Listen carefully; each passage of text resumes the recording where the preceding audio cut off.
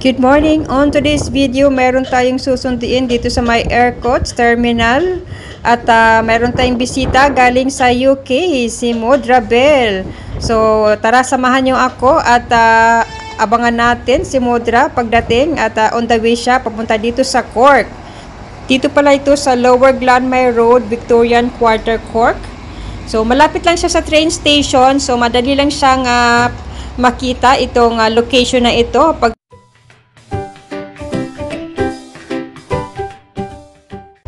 Good morning! So nandito tayo sa bus, nag-commute tayo papunta sa Cork City at susunduin natin si Modra Bell na galing sa UK. So ito yung makikita natin na view papunta sa Cork City. Bali 20 minutes ang travel galing sa bahay papunta doon sa Cork City.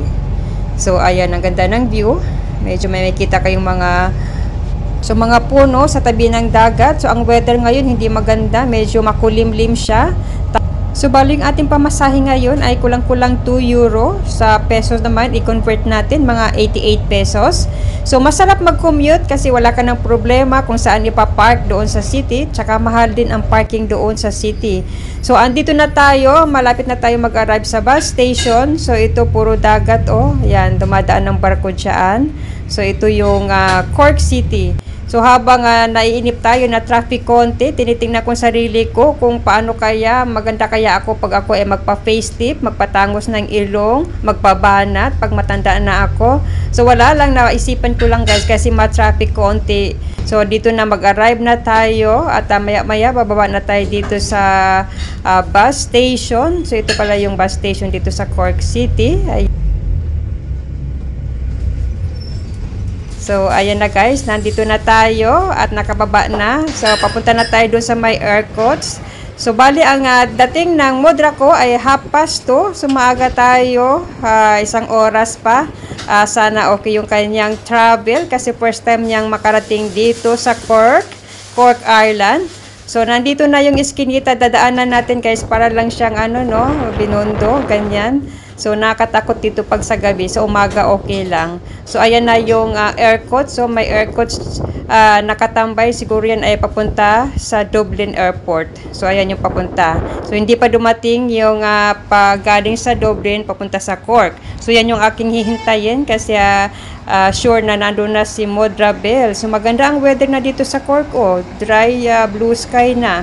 Kanina, makulimlim bago ako umalis ng bahay. So, yan yung itsura ng terminal dito sa Cork Aircoats. So yan, marami namang mga bus na mapagpipilian nyo yung kung saan kayo komportable sasakay papuntang Dublin Airport. Yan, from Cork to Dublin Airport. So hintay-hintay muna tayo kasi wala pa naman at maaga talaga ako na andito dumating.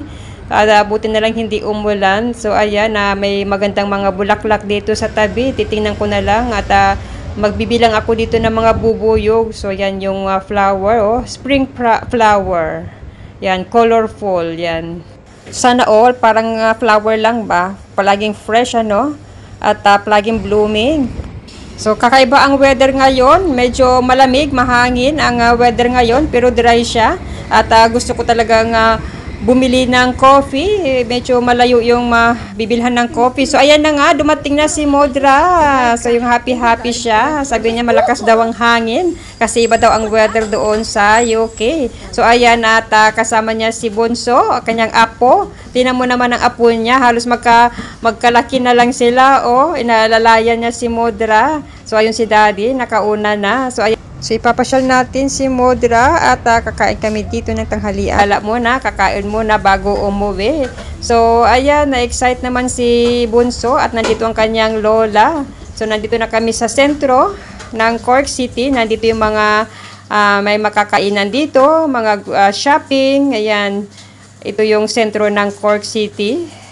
Pwede kayong mag-shopping kayo dyan sa Brown Thomas. At kahit malamig at nag-inom pa rin ng malamig na Coke at kumain pa rin ng malamig na ice cream. Ay, Diyos ko talaga naman kasi mainit sa loob, may heating. So, ayan, pauwi na tayo. Nakita natin itong barko na ito. Ito yung fishing boat, yan, galing sa Galway. So, ayan, Salamat sa inyong panonood and thanks for watching everyone. Bye-bye! See you next time! Nag-dock ang kanilang fishing boat. So dito yun sa Cork City. Fishing yan, no? Nasa ilalim. Ano ba yung nasa ilalim? Ang hulman na parang ano siya. Diba yung mga fishermen. Mag-ikot-ikot sila kasi dumagsa ang barko nila dito. So nakakatakot din ang kanilang trabaho kasi nasa laot sila palagi, lalo na dito sa island pag winter time, napakalamig, umuulan-ulan, saka malakas yung hangin. So malaki naman ang barko, kaya siguro okay.